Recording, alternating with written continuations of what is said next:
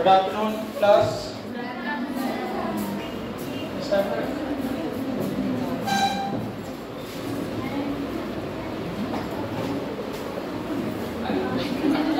कितने बजे?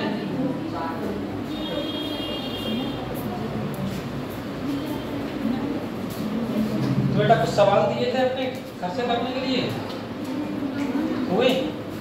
फिर अपने मेन जो आपको होमवर्क दिया था उसे एक बार देख लेते हैं, फिर मेन टॉपिक पे आते हैं। ठीक है, बता बेटा, बता रहा था बेटा आपने?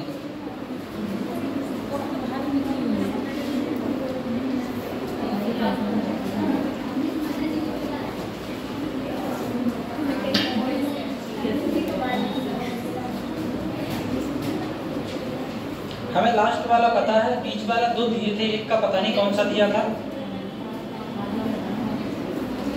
हमने आपको जो होमवर्क का सवाल दिया था,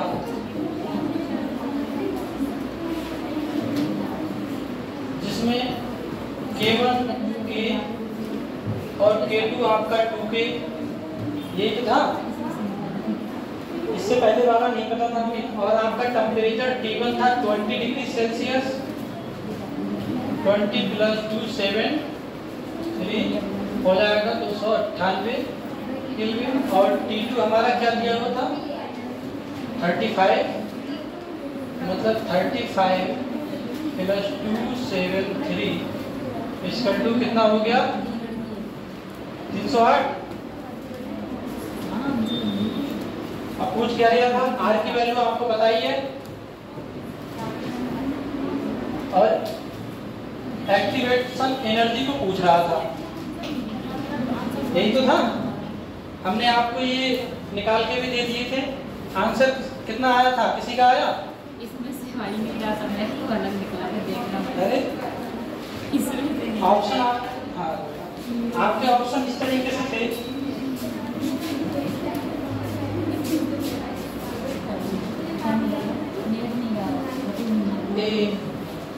बी ऑप्शन था आपका 15.1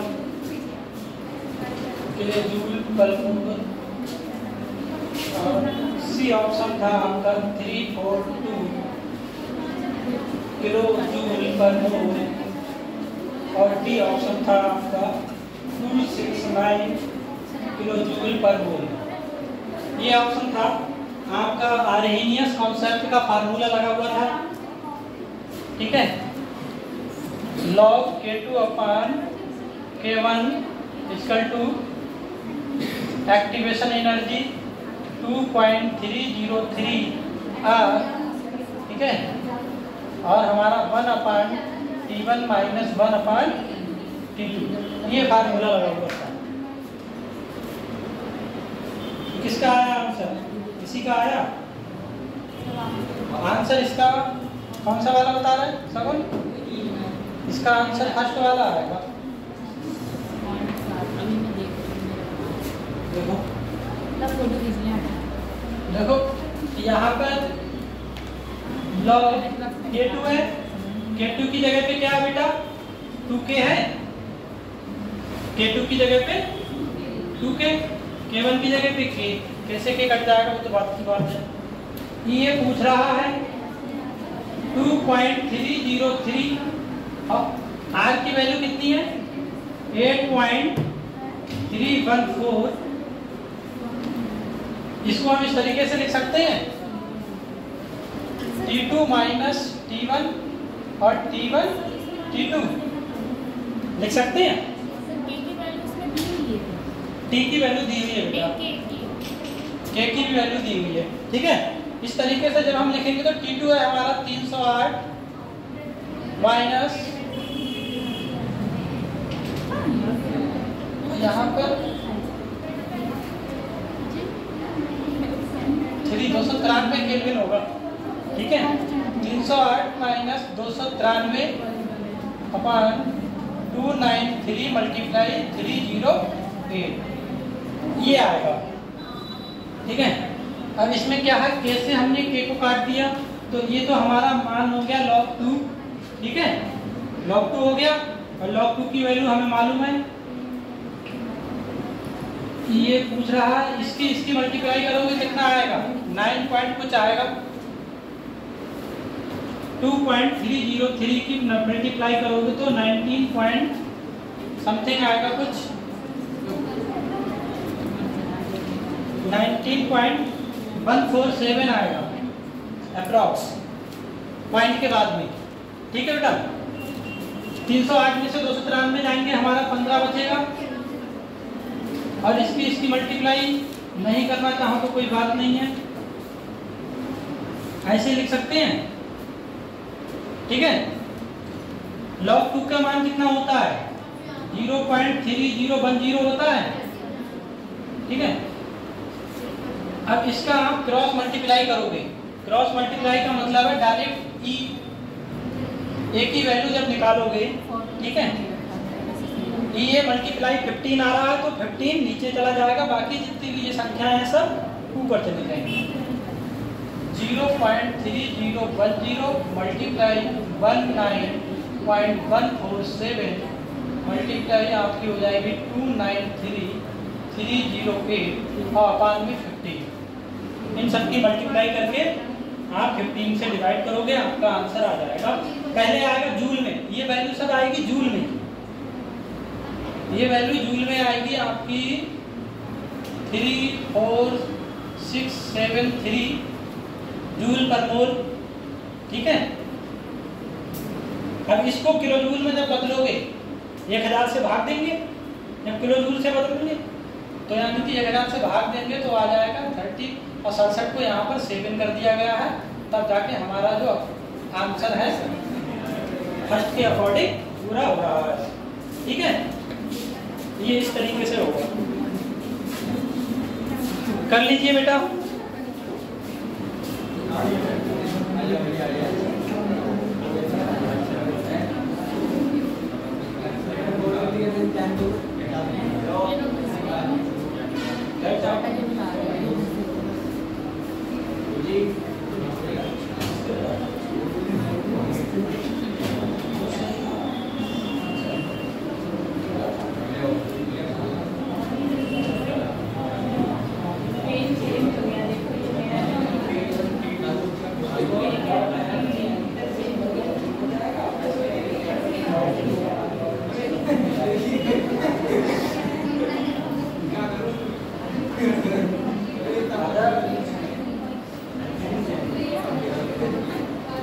एक सवाल बेटा कोई और सा था, और कौन सा था बताओ।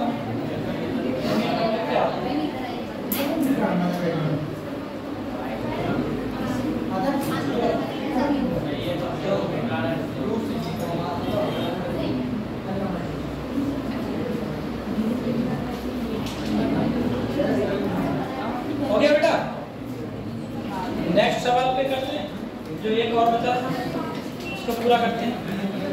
ये हो गया, कीजिए।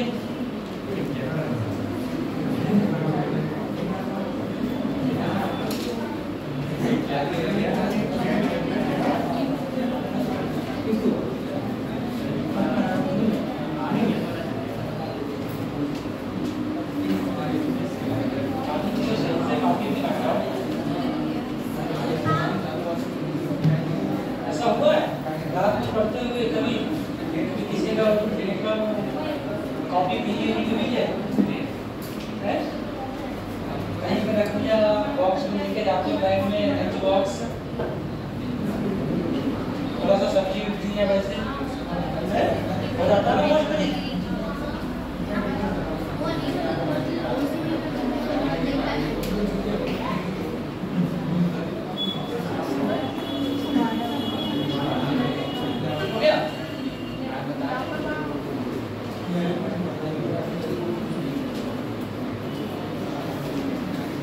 पीछे नोट हो गया था।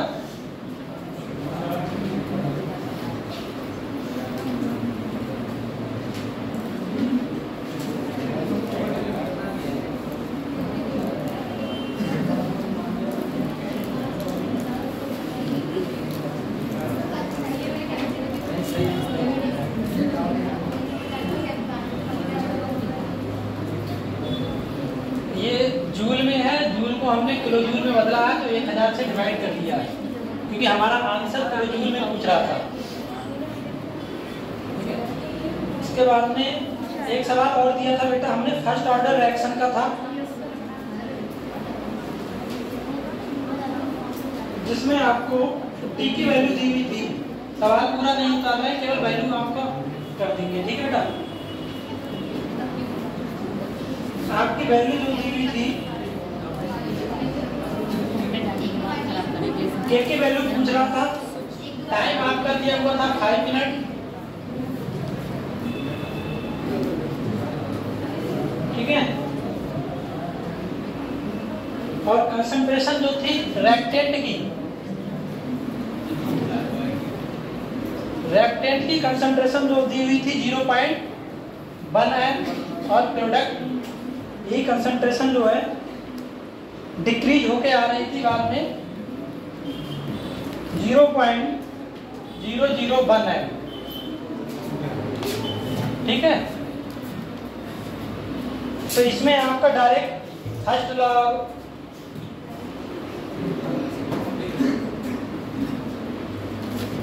फर्स्ट ऑर्डर रिएक्शन वाला आपका फार्मूला लगेगा।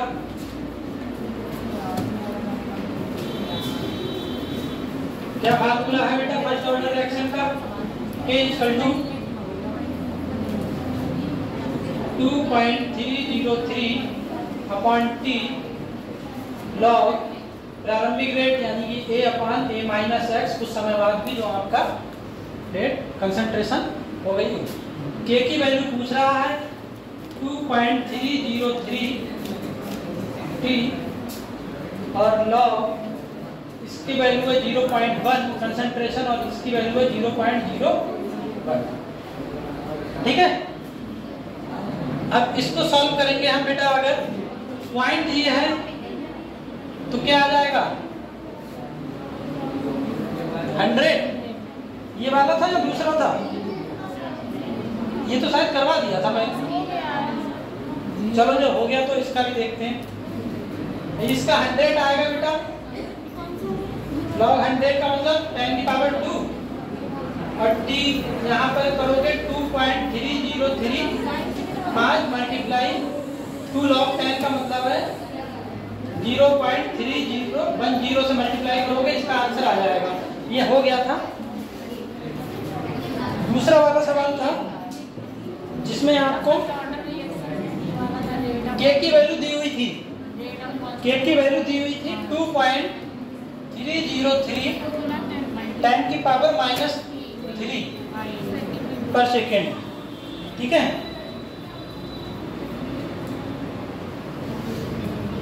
और कंसंट्रेशन मतलब प्रारंभ में अगर A की वैल्यू मान लो 40 और A माइनस एक्स की वैल्यू है 10, ये वाला सवाल था, ठीक है।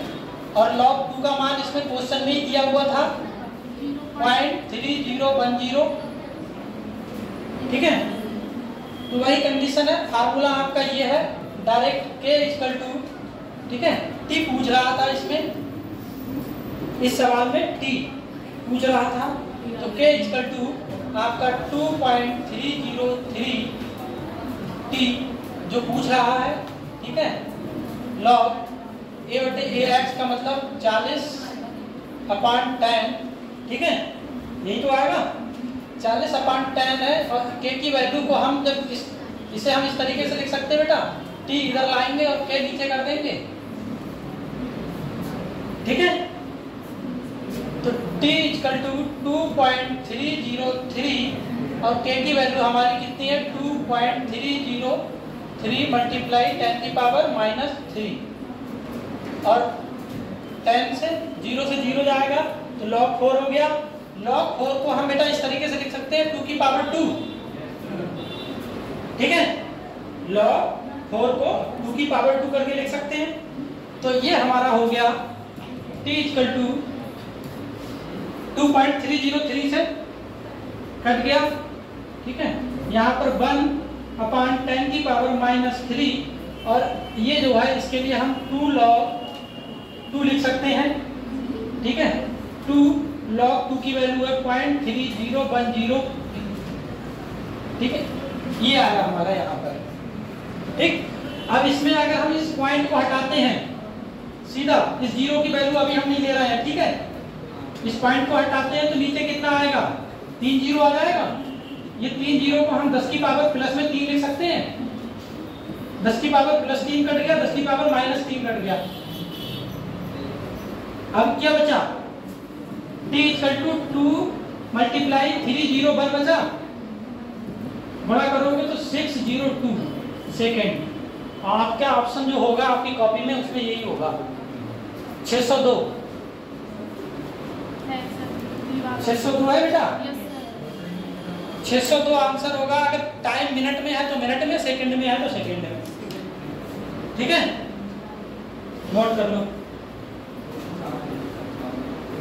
फिर अपने मेन टॉपिक पे आते हैं।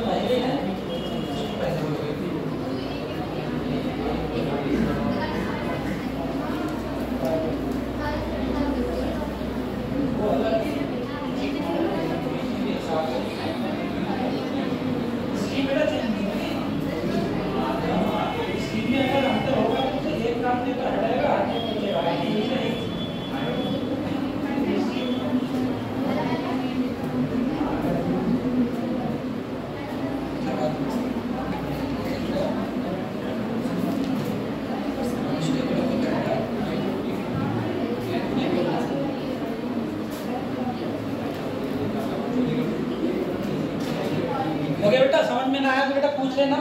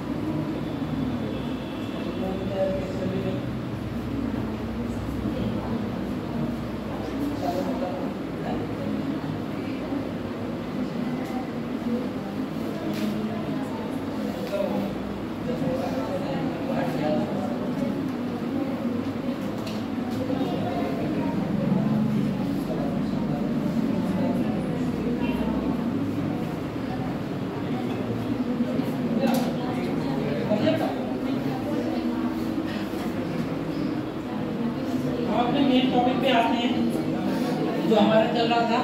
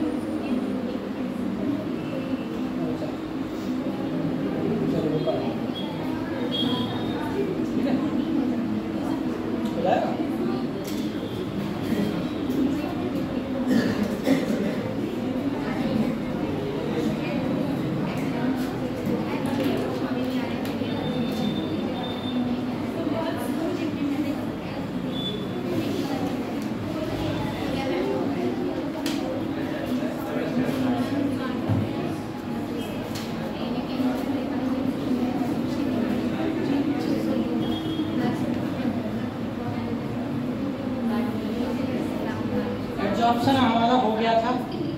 अब इसमें हम देखेंगे आज थर्मोडायनामिक्स, ठीक है।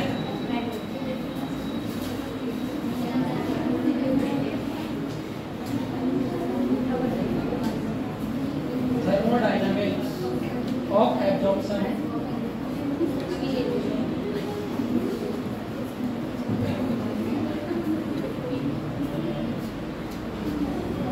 एब्जॉर्प्शन का थर्मोडायनामिकली अगर हम देखेंगे तो बेटा इसमें क्या होता है कि ये प्रोसेस जब होती है अवशोषण की अधिशोषण की तो वे एक्सोथर्मिक प्रोसेस होती है।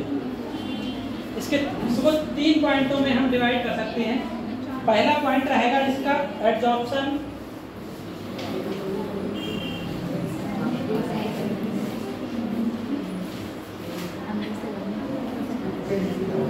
एक्सोथर्मिक।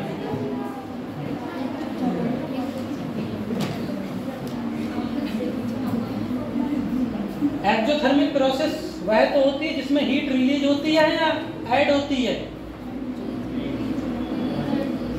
बताओ।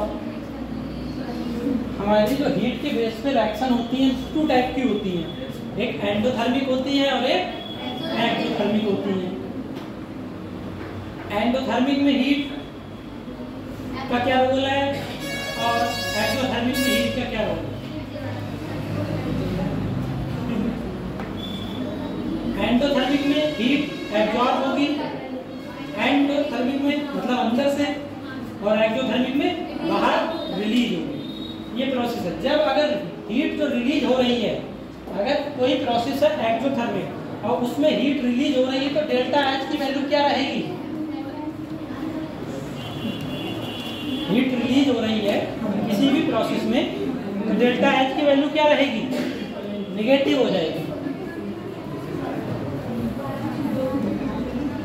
ठीक है। निगेटिव होगी, इसका मतलब क्या होगा? डेल्टा एच की वैल्यू 0 से कम है। किसमें? एडजॉर्प्शन प्रोसेस में। दूसरा इसका पॉइंट आएगा एंट्रोपी। सीधा सीधा क्वेश्चन पूछ देता है, जब हम एडजॉर्प्शन की प्रोसेस होती है तो मॉलिक्यूल के जो हमने आपको बताया था एडजॉर्प्शन जो होते हैं जिस तरीके से सॉल्यूशन में सॉल्यूट और सॉल्वेंट होते हैं, इसमें एडजॉर्बेट और एडजॉर्बेंट होते हैं। तो उनमें क्या होता है? संचरण हो जाता है, मतलब गतिशील हट जाते हैं। जिस तरीके से सॉल्यूट जो होते हैं सॉल्वेंट में घुल जाते हैं, ठीक है, उसी से ही तो उसका कंसंट्रेशन सॉल्यूशन का पता चलता है। इसी प्रकार इसमें जो एडजॉर्प्शन में एडजॉर्बेंट होते हैं उससे पता चलता है। तो इसमें एंट्रोपी जो होती है, संचरण होता है। कि एंट्रोपी को किससे निर्धारित करते हैं? डेल्टा एच से। इसकी वैल्यू भी क्या होती है? निगेटिव। डेल्टा एच निगेटिव और डेल्टा एस निगेटिव। और आपका एक थर्मोडायनामिकली का फार्मूला होता है एंट्रोपी चेंज का, क्या होता है? Delta G equal to delta H minus T into delta S. इसका सी पार्ट होता है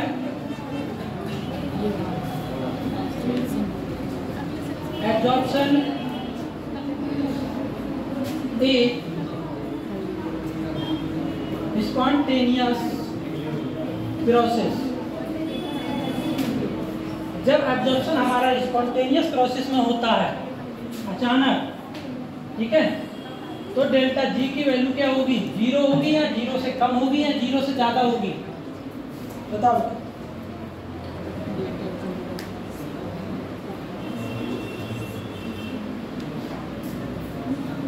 जीरो से कम होगी।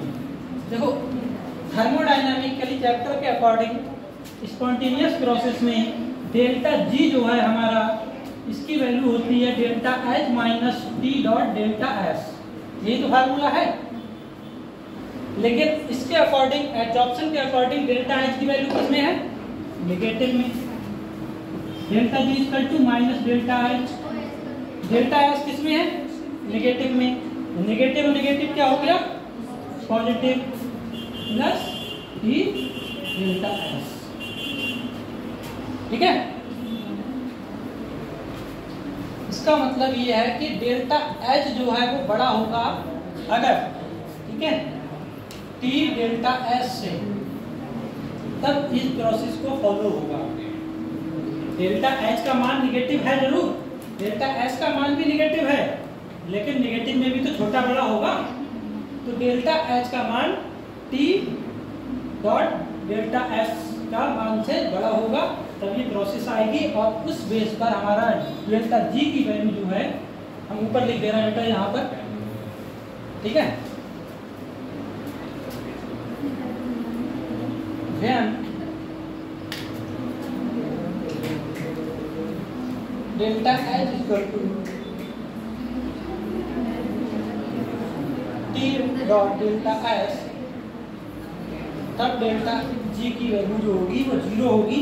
इसका मतलब क्या होगा? जो हमारा एब्जॉर्प्शन है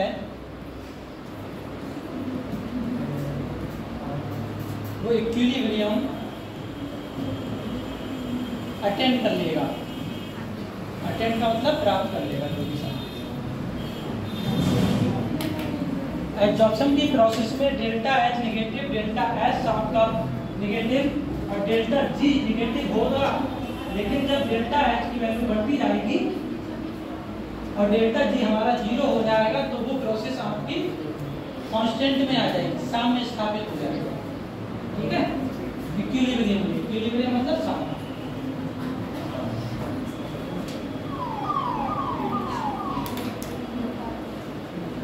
इसमें बस आपको सिर्फ इतना देखो, एंट्रोपी में डेल्टा एच पॉजिटिव होता है, इसमें नेगेटिव होता है, तो ये बहुत पूछता है। डेल्टा एच पॉजिटिव रहता है, नेगेटिव होता है। इसके लिए मैं आपको सवाल पूरे इस चैप्टर का जो ये थ्योरेटिकल है, सभी जितने भी आपके मतलब बनती हैं इसके क्वेश्चन, वो पीडीएफ के फॉर्म में एक बार करके इंक्लूड पीपीटी में और फिर यहाँ पर आपको दिखा दूँ सारे। ठीक है, थ्योरेटिकल वाला है, सवाल होते हैं तो सॉल्व करके दिखा देते। थ्योरेटिकल में केवल पढ़ना पड़ेगा और आंसर करना है।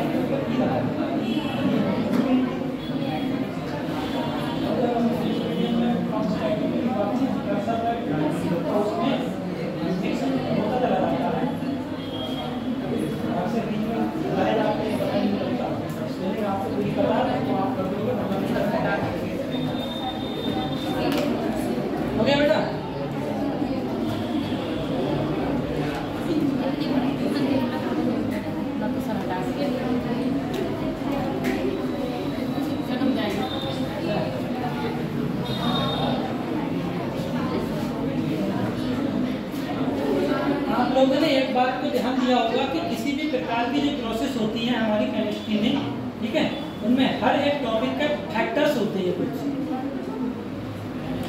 फैक्टर्स जो उन्हें प्रभावित करते हैं होते हैं, इसमें भी ये factors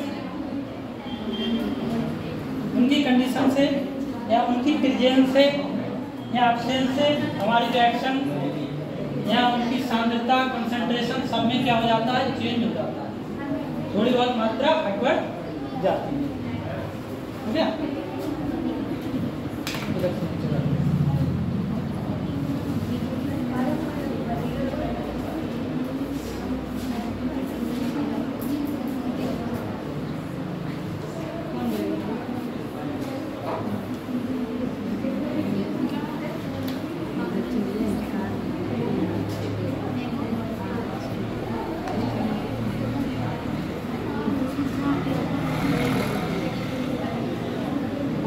factors affecting of gases on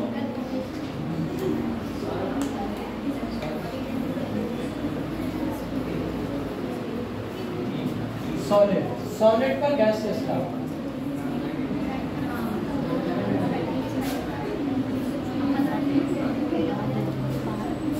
इसमें थोड़ा सा सॉलिड पर गैसेस का ऑब्जॉर्प्शन जो होता है, हमने आपको बताया था कि ये हमारी सॉलिड सरफेस है, गैसेस के मॉलिक्यूल आपके आ जाती हैं सतह पर।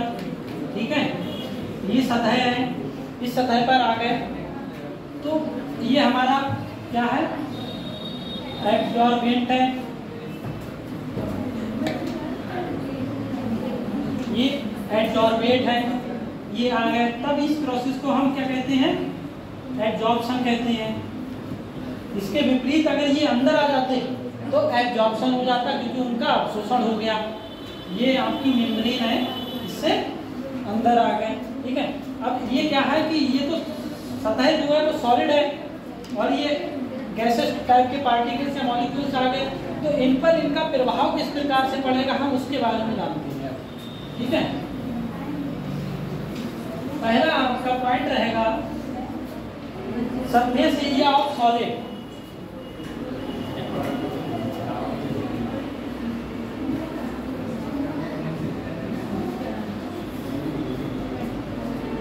किसी भी ठोस का सरफेस एरिया जितना ज्यादा होगा उतना ही एब्जॉर्प्शन ज्यादा होगा। अगर हम लिक्विड में अगर पानी थोड़े से इतने से अगर बीच में हम पानी डालेंगे तो एब्जॉर्प्शन इतना ही सरफेस करेगा। वहीं अगर बड़े वाले पे डालेंगे, बड़े एरिया पे, एरिया ज्यादा होगा तो वो ज्यादा करेगा, ठीक है।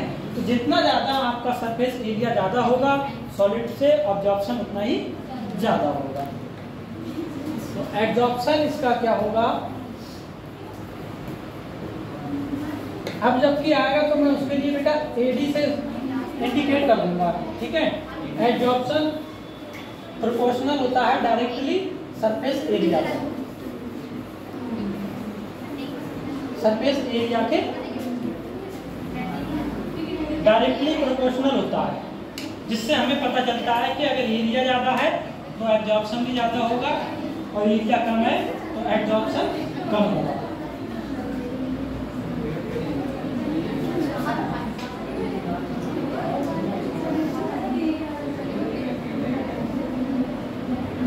बना के लाए उसमें क्यों तुम लोगों को भी अच्छा है, उतारने में टाइम तो कोई लगेगा। आप तो जल्दी समझा देंगे आप वैसे ज़्यादा हो जाएंगे, बनाएंगे तो भी तो लेकिन यहाँ पे जाकर टाइम मिल जाएगा ना। दूसरा पॉइंट है nature of gas.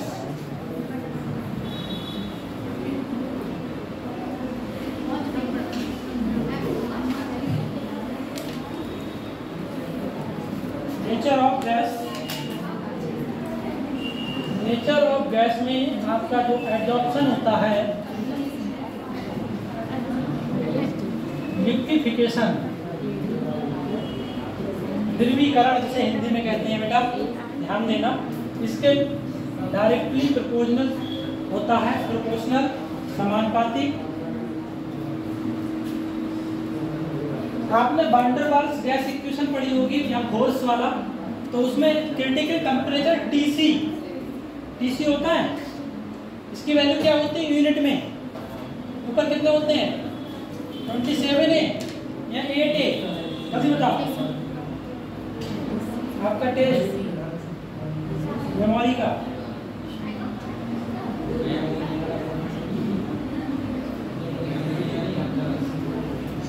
Van der Waals gas equation में आपने यूनिट ए और बी की निकाली होगी, डी के अकॉर्डिंग तो क्या आता है? ऊपर 27 आते हैं या नीचे आते हैं या 8 आते हैं? क्या आता है जल्दी बताओ। एक तो आरबी आता है, क्योंकि देखो एब्जॉर्प्शन जो हमारा हो वो आप लोग बताएंगे भी। एब्जॉर्प्शन जो होता है हमारा लिक्विफिकेशन के बेस पर इंक्रीज या डिक्रीज करता है, लेकिन गैसेस जो होती हैं वो डायरेक्टली एब्जॉर्प्शन पे नहीं होती हैं, वो लिक्विफिकेशन के अकॉर्डिंग होती हैं। तो इसके अकॉर्डिंग देखो हमारा फार्मूला बनता है, इसके लिए बेटा इस तरीके से करेंगे, TC = 8A होता है 27 RB, ठीक है। तो लिक्विफिकेशन क्या हो गया? किसी गैस का लिक्विफिकेशन उसके टेम्परेचर पर डिपेंड करता है। टेम्परेचर इंक्रीज करोगे, अगर ठोस अवस्था में है तो वो जलवाष्प बनता है, बर्फ। वैसे नॉर्मल और टेम्परेचर करो तो जलवाष्प, जिससे टेम्परेचर जब इंक्रीज होगा तो लिक्विफिकेशन भी बढ़ेगा। तो लिक्विफिकेशन हमारा जो है प्रोपोर्शनल होता है टेम्परेचर के। ठीक है। और टेम्परेचर, और इसके बाद में आपका, इसका मतलब बेटा क्या आ रहा है, TC का मतलब बराबर A आ रहा है, बराबर A ही तो आ रहा है, तो A अपॉन B, क्योंकि R कांस्टेंट है और डिजिट को हम लेते नहीं, तो ये आपका फार्मूला है। इसके बेस पर हमारा डायरेक्ट फार्मूला ये बना था कि एडजॉर्प्शन जो है लिक्विफिकेशन के प्रोपोर्शनल होता है। अगर किसी भी गैस का, सॉलिड पर गैस का, ठीक है, गैस का लिक्विफिकेशन जितना ज़्यादा होगा तो एडजॉर्प्शन उतना ही ज़्यादा होगा। लेकिन हमें ये नहीं पता कि लिक्विफिकेशन कैसे प्राप्त करेंगे, हम पता करेंगे तो उसके के लिए टेम्परेचर से हम देखेंगे। टेम्परेचर जिसका ज़्यादा होगा तो उसका लिक्विफिकेशन ज़्यादा होगा, ठीक है। अगर यूनिट में आएंगे तो जो एक ही यूनिट ज़्यादा होगी तो लिक्विफिकेशन ज़्यादा होगा। अगर B कम होगा, इनवर्सली मतलब अपान का मतलब होता है जितना J कम तो ये वाला ज़्यादा, जितना ये ज़्यादा नीचे वाला ऊपर वाला। इनवर्सली का मतलब ये होता है, 1/A का मतलब ये होता है, ठीक है। तो इसके लिए कुछ गैसेस के हम लिखवा दे रहे हैं, उनके बढ़ता हुआ क्रम, ठीक है। लिक्विफिकेशन का बढ़ता हुआ क्रम है बेटा, hydrogen, nitrogen, oxygen,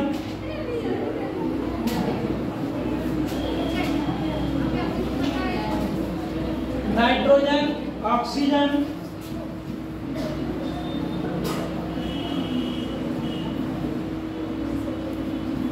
carbon monoxide, methane, carbon dioxide, आपका HCl, NH3 और सल्फर डाइऑक्साइड। ये 1 ग्राम है, इसको याद कर लेना, ठीक है बेटा। लिक्विफिकेशन के लिए है, इससे आपको डायरेक्ट A और B से कोई महत्व नहीं रहेगा। गैस के नाम अगर दिए हुए होंगे 3-4, उनमें से 1-2 गैस आ ही जाएगी 4 ऑप्शन में। अगर ऑर्डर भी पूछेगा तो इस ऑर्डर से आप बता दोगे किसका लिक्विफिकेशन ज़्यादा है, फिर एब्जॉर्प्शन किसका ज़्यादा है।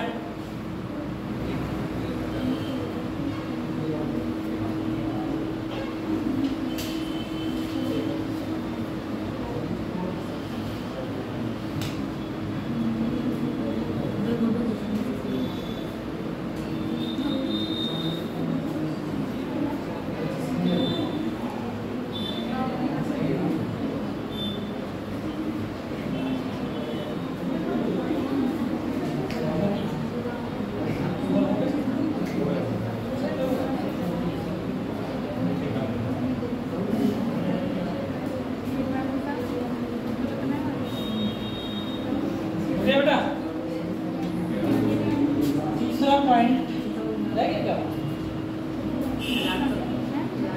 2 पॉइंट और है बस। यहाँ पे TC है, क्रिटिकल टेम्परेचर, ना कि टेम्परेचर।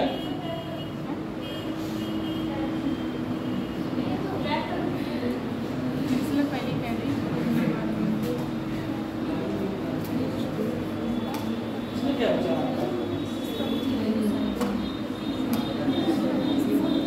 अब नेक्स्ट आपका रहेगा टेम्परेचर।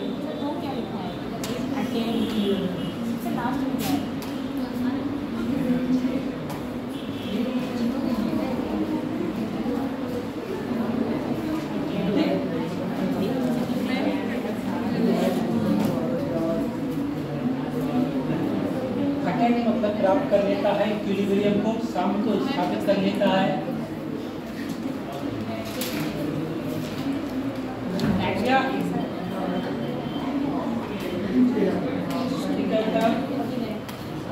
अब हमारा नेक्स्ट तीसरा जो पॉइंट है टेम्परेचर।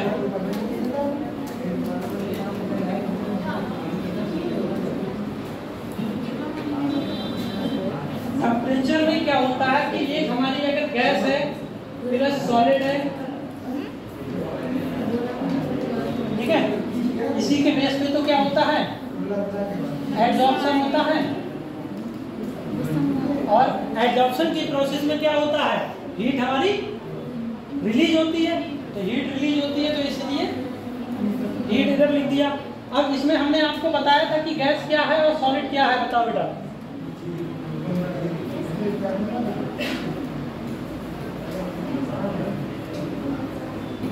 गैस एडजॉर्बेंट है और सॉलिड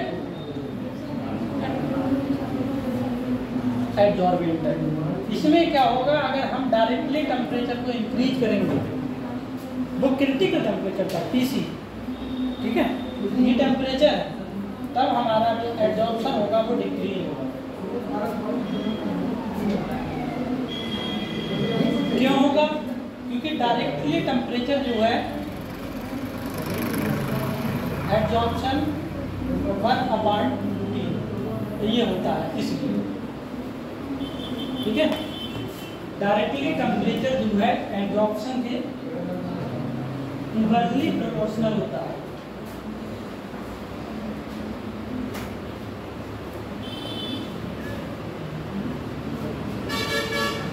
इसका एक लास्ट पॉइंट है प्रेशर, जो प्रोपोर्शनल होता है डायरेक्टली समानुपाती।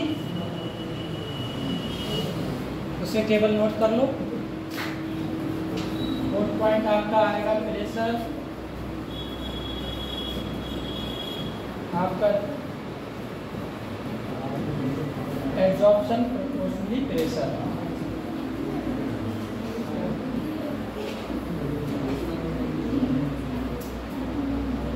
दाब जितना ज्यादा होगा अधिशोषण उतना ज्यादा होगा।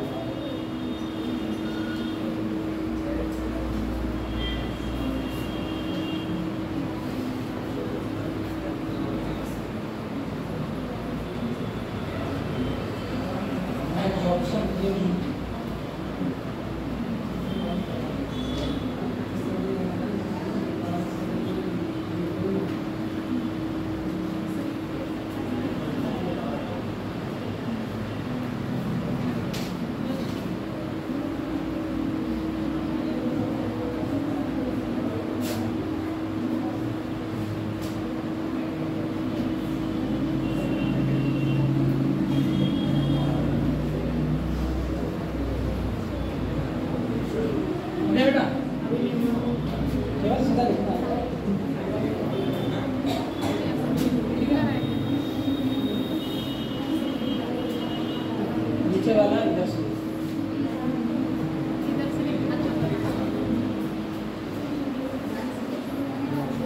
हमारे टाइप्स आ जाएंगे।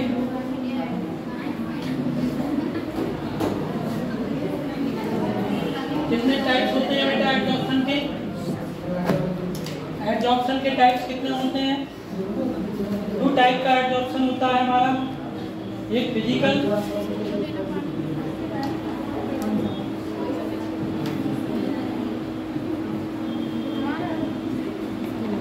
और एक केमिकल।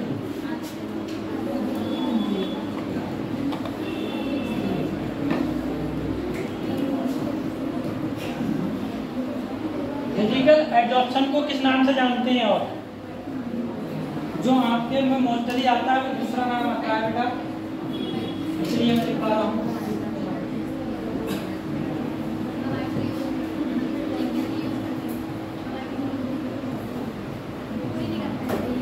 फिजिसॉर्प्शन, ठीक, और इसे बोलते हैं केमिसॉर्प्शन।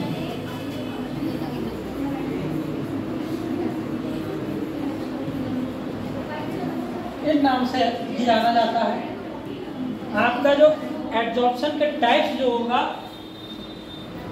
फिजिसॉर्प्शन और केमिसॉर्प्शन, ठीक है, इन 2 नामों से जाना जाता है, फिजिकल एडजॉर्प्शन और केमिकल एडजॉर्प्शन। इसके जो मेन पॉइंट्स हैं केवल उनको समझिए। ये आपका जो पहला पॉइंट आएगा फिजिकल एडजॉर्प्शन में, क्योंकि फिजिकल प्रोसेस टाइप का होता है, फिजिकल नाम है, इसमें week van der Waals force लगता है।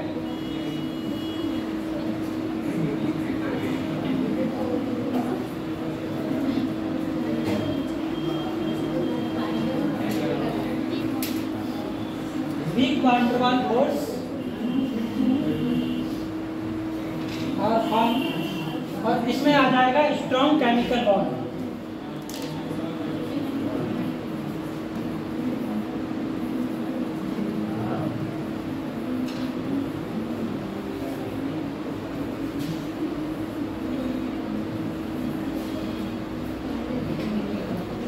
In the adsorption process 2 types के आपके एडजॉर्प्शन होते हैं। तो उनमें से आपका ऑप्शन टाइप से अगर पूछेगा तो ये पूछ सकता है कि किस प्रकार के एडजॉर्प्शन में वैन डर वाल्स फोर्स होता है या किस प्रकार के एडजॉर्प्शन में स्ट्रॉन्ग केमिकल बॉन्ड होता है।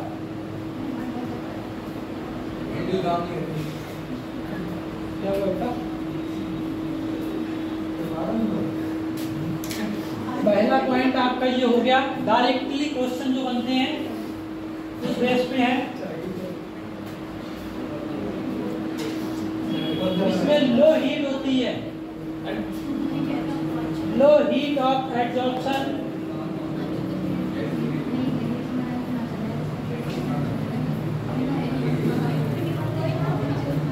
20 से 40 किलो जूल पर मोल।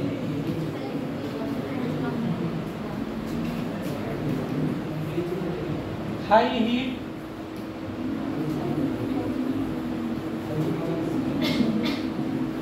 एडजॉर्प्शन 80 से 240 किलो जूल पर मोल। सीधे सीधे वैल्यू पूछता है। 2016 में आया था, सीधे वैल्यू पूछी थी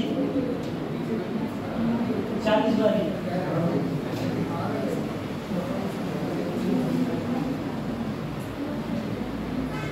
सीधी वैल्यू पूछ लेता है बेटा कि एडजॉर्प्शन की हीट किसमें कितनी होती है।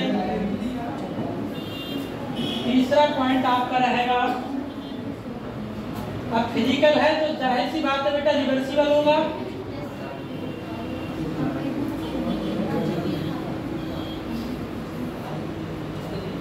और मल्टी लेयर होगा।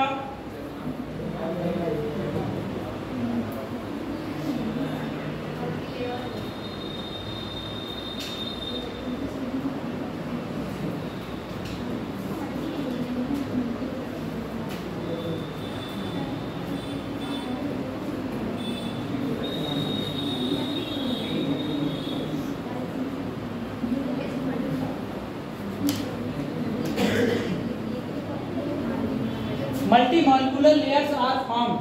जो आपका फेजेस ऑप्शन है उसमें बहुत प्रकार की मॉलिक्यूलर लेयर्स जो हैं वो बन जाती हैं और इसमें ऐसा नहीं होता है। पहली बात ये रिवर्सिबल है और नेक्स्ट ये यूनिमॉलिक्यूलर है।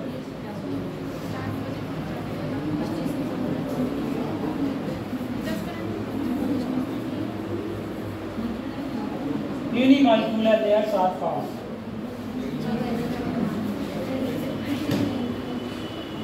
किस प्रकार के एडजॉर्प्शन में यूनिमॉलिक्यूलर लेयर्स पाई जाती है? सीधा ऑप्शन।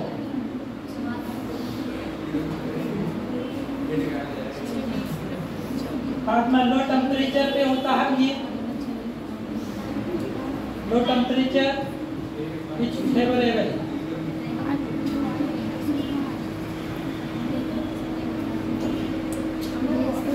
और इसमें high temperature.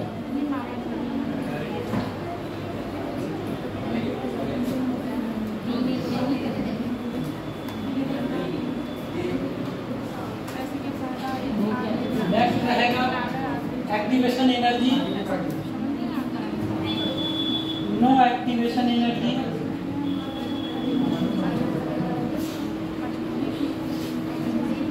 Needed. Physical adsorption में एक्टिवेशन एनर्जी की आवश्यकता नहीं होती है।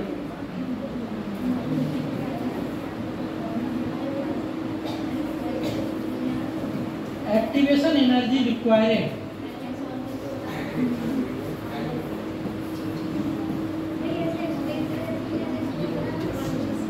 केमिकल जो आपका एडजॉर्प्शन होता है उसमें एक्टिवेशन एनर्जी की आवश्यकता पड़ती है।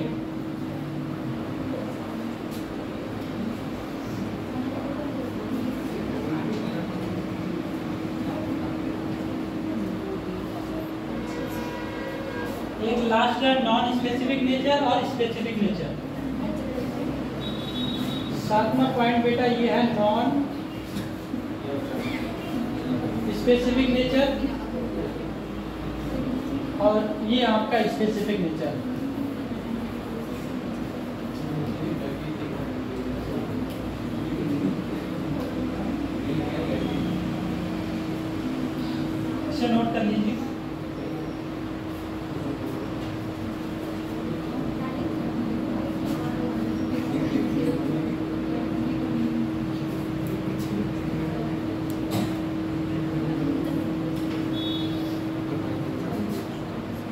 सॉक्शन जो है इसमें weak van der Waals force होता है, लो हीट होती है एब्जॉर्प्शन की, जिसका मान जो होता है 20 से 40 किलो जूल होता है, और ये रिवर्सिबल प्रोसेस होता है। Reversible process, multi molecular layers are form. इस प्रकार के जो एब्जॉर्प्शन होता है इसमें विभिन्न प्रकार की लेयर्स का फॉर्मेशन हो जाता है।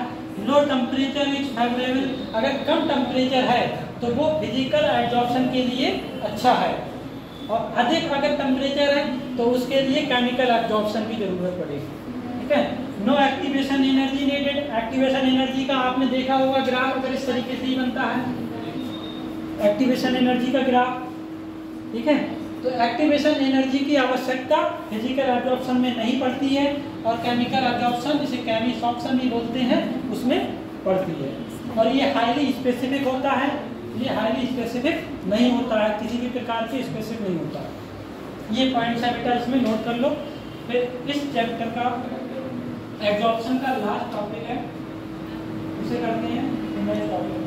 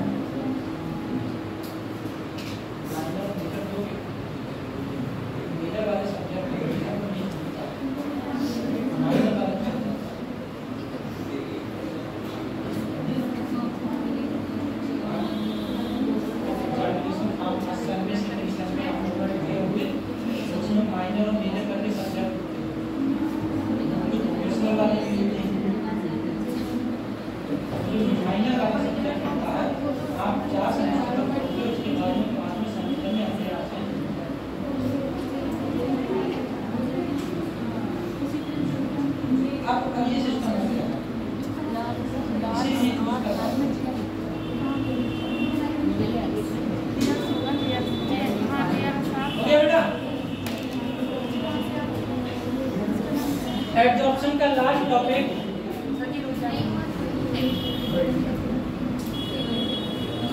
Absorption isotherm. आइसोथर्म के बारे में क्या जानते हो?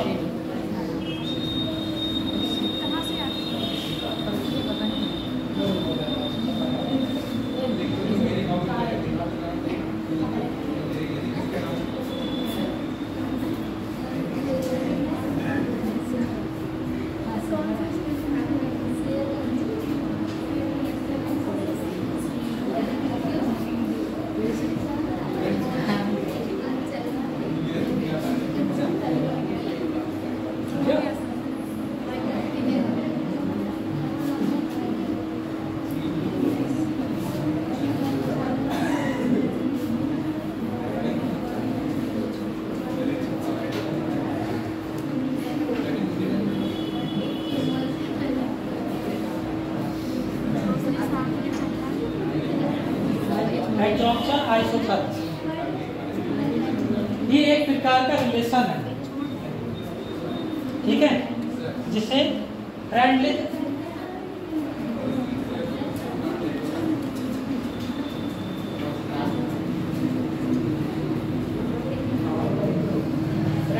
एब्जॉर्प्शन आइसोथर्म भी कहते हैं, क्योंकि ये फ्रेंडली वैज्ञानिक ने दिया था। ठीक है, ये रिलेशन है कैसा? It is a relation amount of gas जो एब्जॉर्बेंट है, ठीक है, ऑब्जर्वेंट और एब्जॉर्बेट सॉलिड, इन सब का रिलेशन प्रेशर के साइड में है। इसका सीधा फार्मूला मैं लिख रहा हूँ,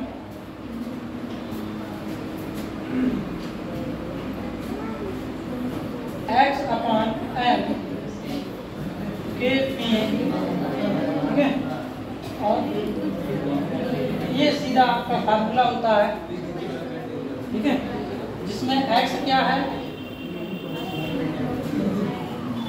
अमाउंट ऑफ एब्जॉर्बेंट जो गैस होती है उसके लिए है,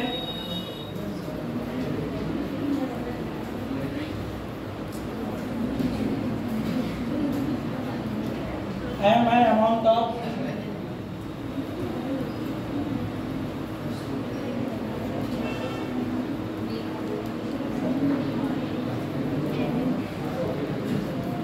सॉलिड, x बटे जो m दर्शाया गया है, x बटे जो m दर्शाया गया है ये एक्सटेंट है, एक्सटेंट टू एब्जॉर्प्शन।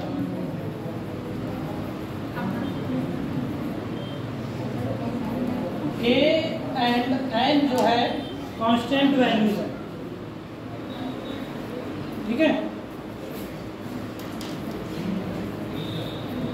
कांस्टेंट जो डिपेंड होती हैं, डिपेंड ऑन नेचर और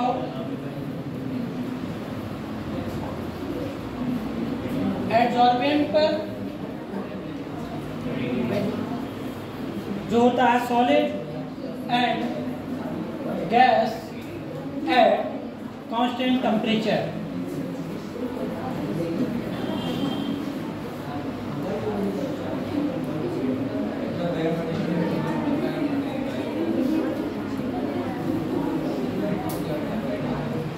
कांस्टेंट टेम्परेचर पर, और पी बेटा आपका क्या है, प्रेशर।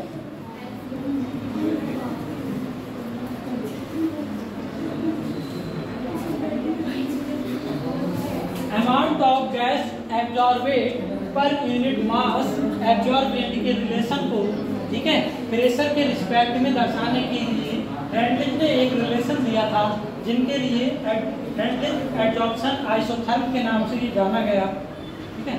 इसमें ये सब के वैल्यू के नाम x है amount of gas, amount of solid और extent to absorption. k and n constant value हैं जो डिपेंड करती हैं आपके कांस्टेंट टेम्परेचर पर, एब्जॉर्बेंट और एब्जॉर्बेट पर। p मतलब प्रेशर है। इस वैल्यू को अगर हम लॉग के फॉर्म में लिखेंगे बेटा तो क्या आएगा, इससे संबंधित एक ग्राफ आता है,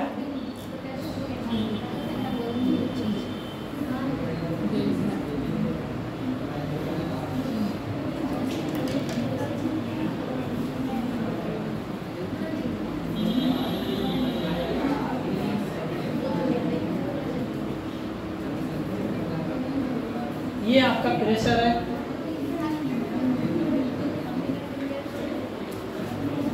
और ये आपका x अपान m है, जरा एक्सटेंड,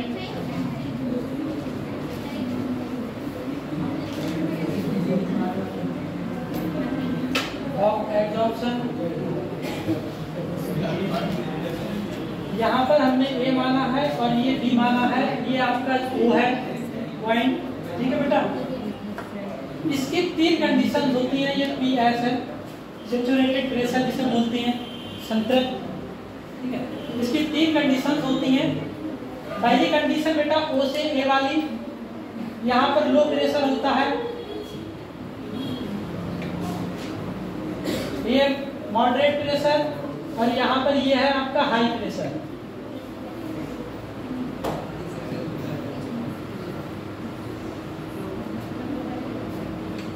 इसकी जो तीन कंडीशंस हैं वो मैं यहीं पे नोट कर रहा हूँ, इससे आपको समझ में आ जाएगा।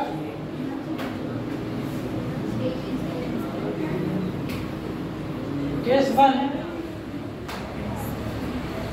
O A पार्ट के लिए, O से A पार्ट के लिए हम कर रहे हैं, ठीक है।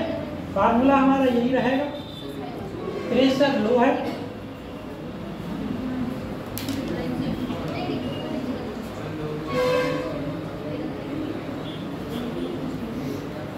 एट लो प्रेशर, ठीक है। उधर वाला तो उतार लिया नहीं, अभी पहले बेटा कर लो, फिर ग्राफ को समझाते हैं, पहले इसे नोट कर लो। इसमें सीधे ग्राफ से वैल्यू पूछी जाती है, ग्राफ दिया हुआ होगा, ग्राफ के अकॉर्डिंग आपकी वैल्यू होगी दी हुई,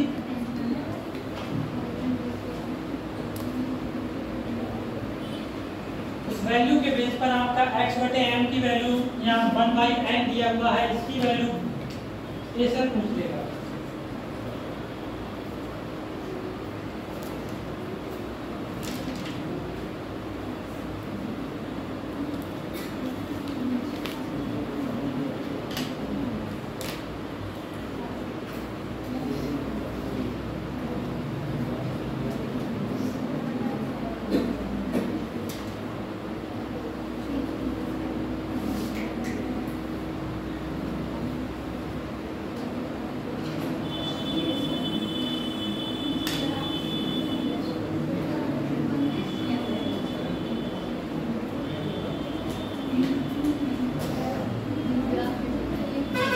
उससे एक ही पार्ट की बात कर रहे हैं। यहाँ पर जो आएगा हमारा x/m, ये हमारा दिया हुआ है समानुपाती P की वैल्यू जो होगी 1 लो प्रेशर की। ठीक है, कहने का मतलब यहाँ पर x/m समानुपाती P1। इस पर आपकी जो एडजॉर्प्शन की प्रोसेस बहुत कम होती है, मॉडरेट पे ही ज़्यादा होती है। इसमें एक पीरियड विस्थापित हो जाता है। ये केस 1 के लिए है। ठीक है, जब P की वैल्यू 1 है तो क्या आ जाएगा यहाँ पर, अगर हम करना चाहें इसे, यहाँ पर 1/n की वैल्यू जो 1 रहेगी। ठीक है, 1/n की वैल्यू जब 1 है तो P की वैल्यू 1 ही आ जाएगी। इस फार्मूला के अकॉर्डिंग x/m बराबर kp भी कर सकते हो। ठीक है, बात करते हैं अब A से B वाले में, केस 2 में।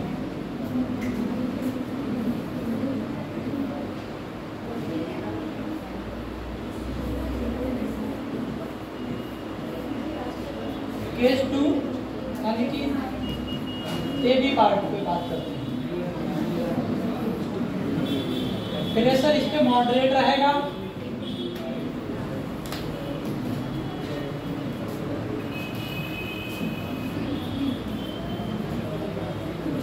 मॉडरेट प्रेशर मतलब मध्यवर्ती, मीडियम का रहेगा, हाई प्रेशर नहीं है। ठीक है, इस पे हमारा सीधा फार्मूला है x/m kp1/n। ये फार्मूला जो निकाला था फ्रेंडलिच ने, वो इसी मॉडरेट प्रेशर पे ही निकाला था। ठीक है, फिर तीसरा आपका हायर वाला रहेगा।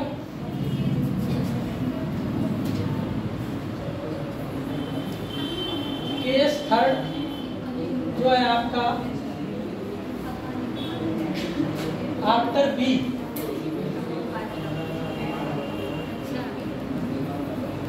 High pressure.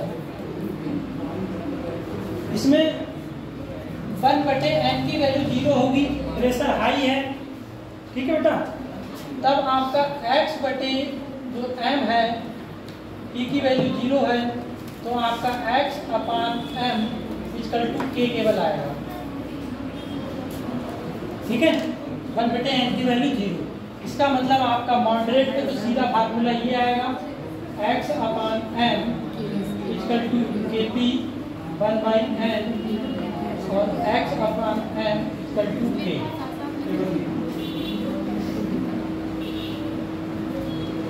यहाँ से देखो एक बात हमें पता चली बेटा, नोट करके नीचे लिखना। O से A वाले पे हमने प्रेशर क्या था 1 A, आफ्टर B मतलब बाद में प्रेशर क्या था 0, और ये वैल्यू पूरी जो आ रही है वो बीच में आ रही है। मतलब स्लोप जिस तरीके से आप कहते हैं किसी भी ग्राफ का, तो 1/n, 1/जो n की वैल्यू जो होगी 0, 1/n और 1 ये बीच की होगी। ठीक है, ये 3 कंडीशंस में है आपका, देख लेना। एनसीईआरटी में भी है, एनसीईआरटी में सीधा खिंचा हुआ है। आपकी जो एनसीईआरटी बुक्स है उसमें सीधा प्लॉट किया हुआ है, इस तरीके से डिवाइडेड नहीं है, वैसे ही बताया गया है। तो थ्योरी पढ़ोगे आप तब आपको समझ में आएगा। तो इसलिए मैंने ये आपको इस तरीके से बताया कि ए पार्ट जैसे इस तरीके से इसमें भी डिवाइडेड किया हुआ है, ए से बी में सेकेंड पार्ट जिसमें ये पूरा फार्मूला पुट होता है। ठीक है, बी आफ्टर बी प्रेशर जब हाई होता है तो इस हिसाब से आपकी 1/n की जो वैल्यू है वो आपकी 0 से ज़्यादा और 1 से कम, ये बीच में रहती है। सीधी सीधी वैल्यू ये पुट किया है मॉडरेट।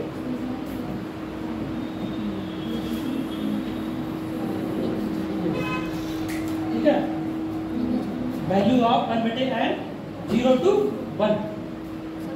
सीधे पहले वाला जी वाला बाकी समझ में नहीं आया, सब एक ही नॉलेज है। सीधा लिख दोगे आप value of 1/n 0 to 1। 1/n की अगर वैल्यू सीधे पूछेगा तो 0 से और 1 के बीच में होती है, ना कि आपकी माइनस में होगी, ना ही आपकी 1 से ज़्यादा होगी, इसके बीच में आपकी जो भी है 0.1 से लेकर 0.9 या 1 बीच में ही रहेगी।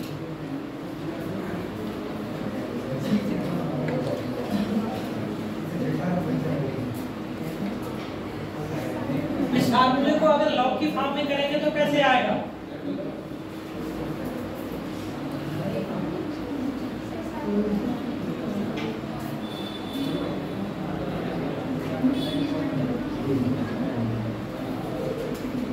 ये जो आपका ये वाला उतार लिया बेटा, ऊपर वाला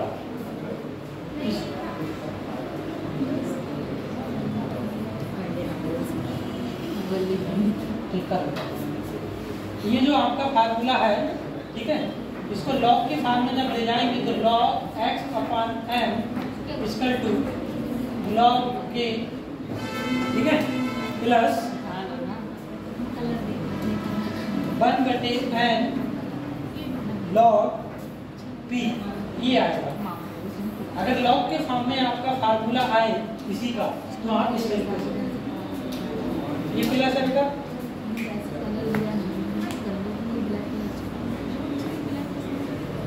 log x/m बराबर log k plus 1/n log p। इस फार्मूले का log के फॉर्म में जब लिखा गया है, ठीक है।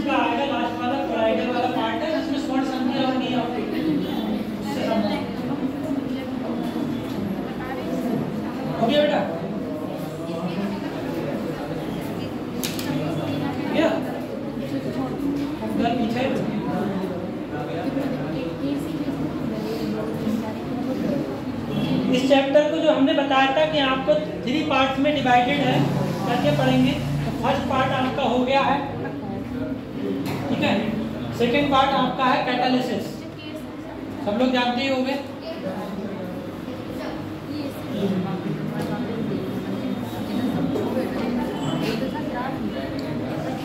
कैटालिसिस उत्प्रेरण, जैसे अभी हम चले जाते हैं उधर तो वो कैटालिस्ट की तरह तो काम करने लगता है,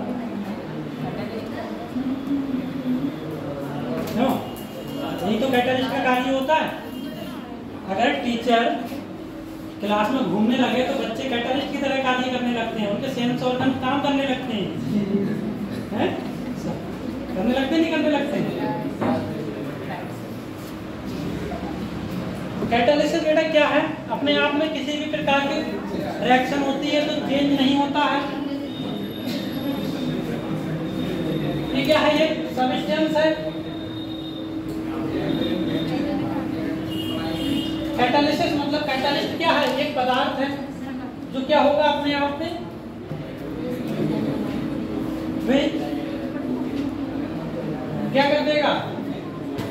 सीधे मैं डिफिनीशन लिख दे रहा हूं, उसी डिफिनीशन से आप सब समझ जाओ।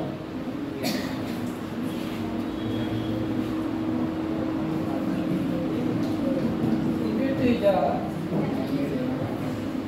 substance which can change, मतलब ये एक पदार्थ है जो चेंज करता है किसको, the speed of chemical reaction. Chemical reaction की स्पीड या रेट को क्या करता है, बढ़ा देता है या घटा देता है, दोनों तरीके से ये काम करता है।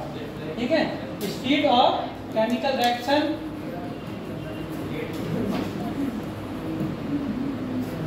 Without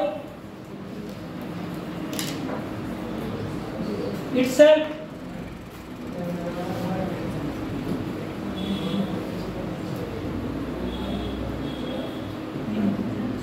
undergoes any change in mass and chemical composition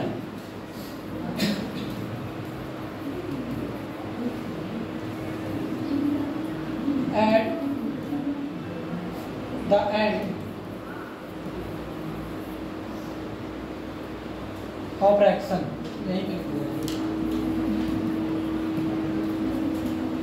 catalysis यानी कि कैटालिस्ट, ये डेफिनेशन आपकी कैटालिस्ट की है, चैप्टर आपका कैटालिसिस है। कैटालिस्ट उत्प्रेरक जिसे कहते हैं हम, ठीक है। उत्प्रेरक एक पदार्थ है which can change the speed of chemical reaction, chemical की रिएक्शन की स्पीड को वो चेंज कर सकता है। अंडरगोज मतलब अपने आप में क्या करेगा, इटसेल्फ, ठीक है, विदाउट अंडरगोज एनी चेंज, अपने आप में वो चेंज नहीं होगा। कैटालिस्ट किसी भी प्रकार की केमिकल रिएक्शन को तो चेंज कर देगा, उसकी स्पीड को, रेट को घटा भी देगा, बढ़ा भी देगा, पर अपने आप से चेंज नहीं होगा। ना तो मास में उसका चेंज होगा, ना ही कंपोजिशन में भी उसका चेंज होगा। ठीक है, इसको इस तरीके से समझो कि कैटालिसिस नो चेंज, ठीक है, नो केमिकल चेंज,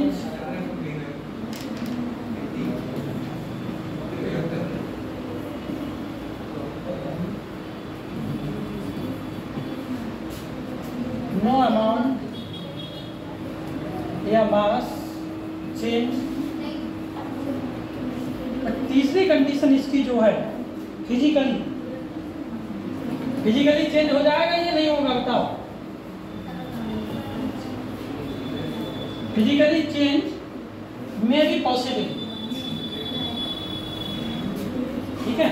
अगर उसे आवश्यकता पड़ेगी तो ठोस से गैस में हो सकता है, लेकिन रहेगा वो कैटालिस्ट ही, ठीक है।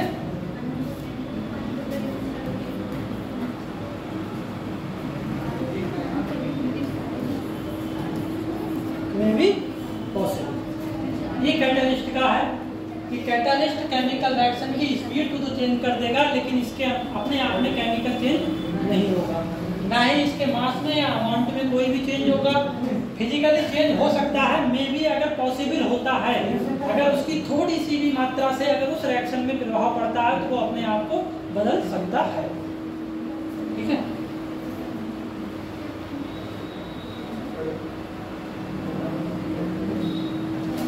कैटालिस्ट कितने प्रकार के होते हैं, 2 प्रकार के, या और भी 5 हैं। तो इसका क्लासिफिकेशन अलग अलग टाइप से किया गया है। फिजिकल के बेस पे 2 आपके, होमोजीनस और हेट्रोजीनस। बाकी स्ट्रक्चर के बेस पे ऑटो कैटालिस्ट हो गया, ठीक है, पॉजिटिव कैटालिस्ट हो गया, नेगेटिव कैटालिस्ट हो गया, होते हैं ये। प्रोमोटर्स भी होता है, पॉइजन्स भी होता है, ठीक है, बहुत सारे होते हैं। इससे पहले आप देखते हैं तो मेन है आपका टाइप्स ऑफ कैटालिस्ट में। ये हो गया बेटा, नहीं हुआ?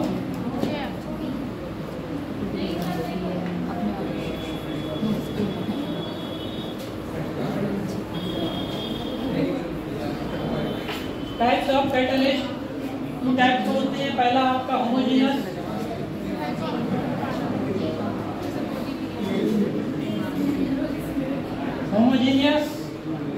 और दूसरा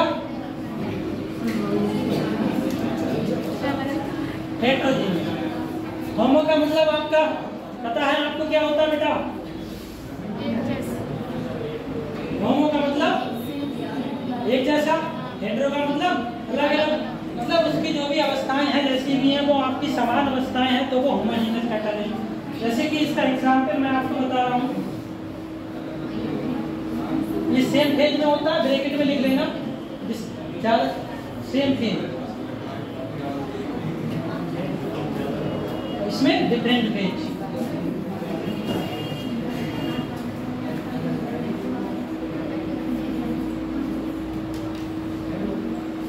ऊपर वाला हो गया बेटा? एग्जाम्पल देख लो होमोजीनियस का।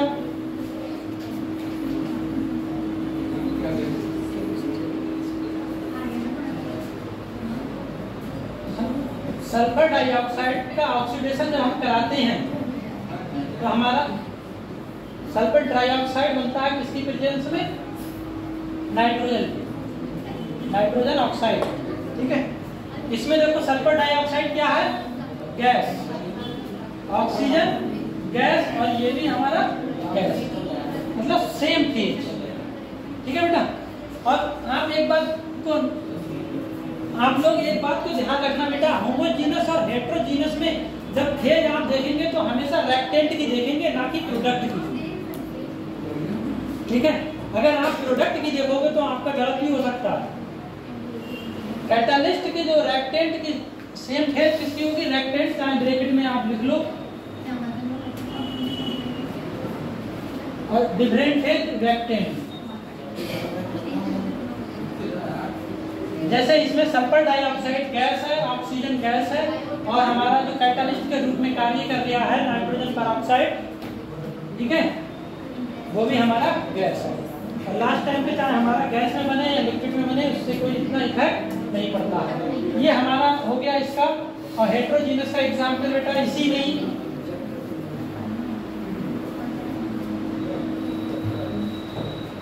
अगर हम इसी रिएक्शन को, ये हमारा गैस है, ठीक है, ऑक्सीजन भी गैस है, और हमारा बनने वाला उत्पाद भी क्या है? हमारा गैस है, यही तो है। नाइट्रोजन ऑक्साइड, नाइट्रोजन का जो ऑक्साइड है उसकी जगह पे अगर हम B2O5 या प्लेटिनियम जैसे कोई सा उत्प्रेरक डाल दें, ये हमारा किसमें होते हैं? सॉलिड में। ठीक है, ये हमारा सॉलिड में होता है, तो ये आपका हेट्रोजीनस हो जाएगा। आपको पहचान रेक्टेंट के आधार पर करनी है। क्वेश्चन आपकी 4-5 जो भी होंगी उसमें से सीधे पूछ लेगा कि कौन सी रिएक्शन होमोजीनस है, कौन सी हेट्रोजीनस है। और सेम रिएक्शन हुई तो आपको पहचानना है किस बेस पे कि रेक्टेंट किस गैस में है, फेज में है, लिक्विड में है या एक्वस में है, और आपका जो कैटालिस्ट है वो किस फेज में है, ये पहचान। ठीक है, एक एग्जाम्पल और देते हैं, एक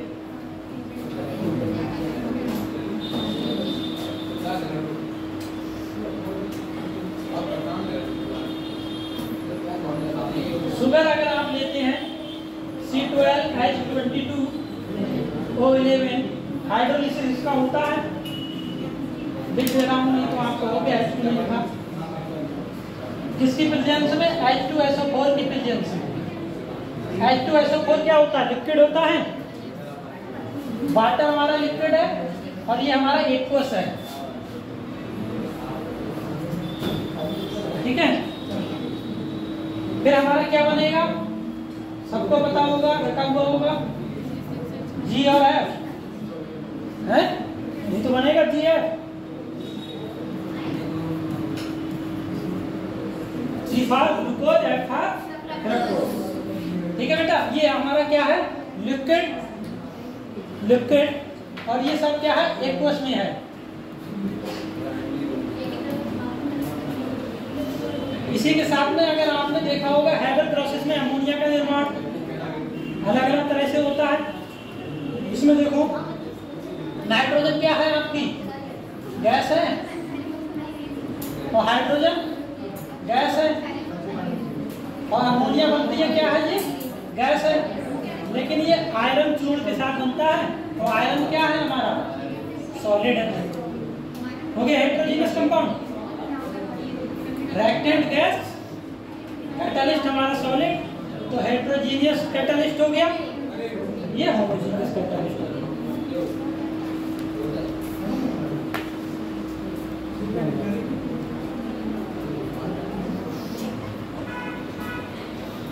नोट कर लो बेटा।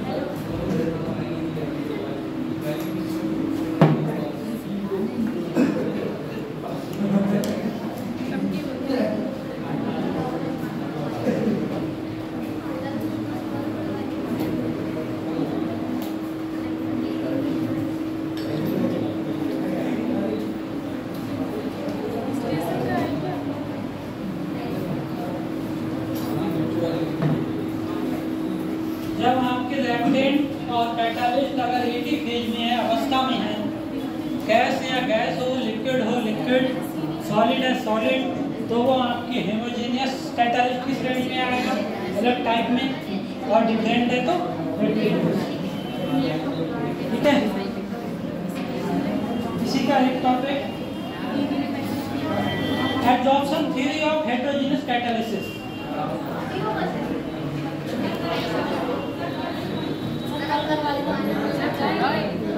तो पॉइंट है तो एक्टिविटी लिख लो 5 मिनट को बात।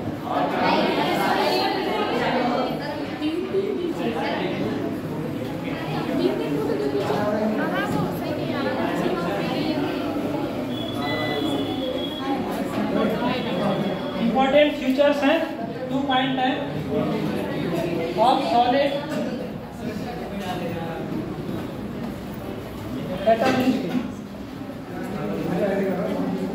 इसमें पहला पॉइंट रहेगा activity.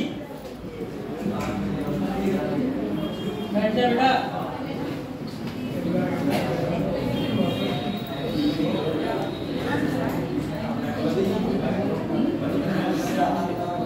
It depends on strength of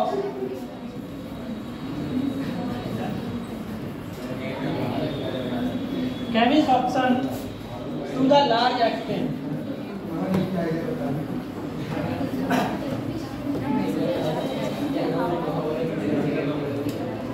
आपका ग्रुप 5 जो है,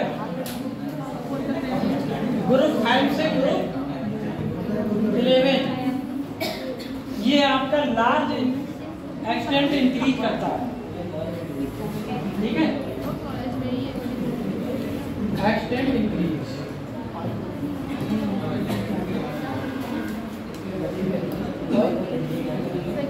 ग्रुप कैटालिस्ट की बात करें आप, समझ में नहीं आता है, थोड़ा सही से समझ में ग्रुप कैटालिस्ट है क्या? नहीं, वो सिख रहा है लेकिन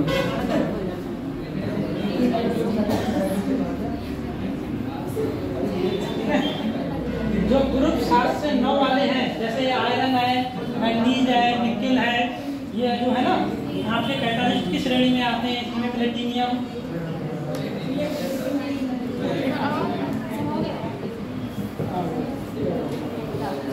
इसे नोट करो। फोटो देख लिए बाद में करेंगे, मेरा रह गया पीछे का। अब तो 4 हो गए कर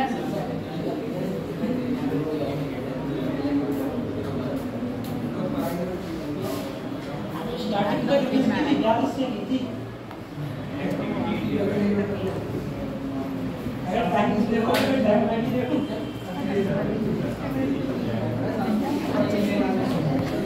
कोई बात नहीं,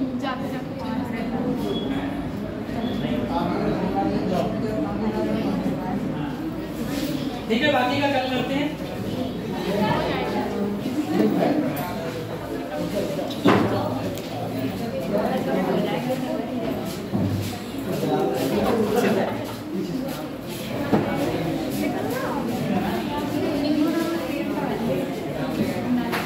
इसे नोट कर लो पहले।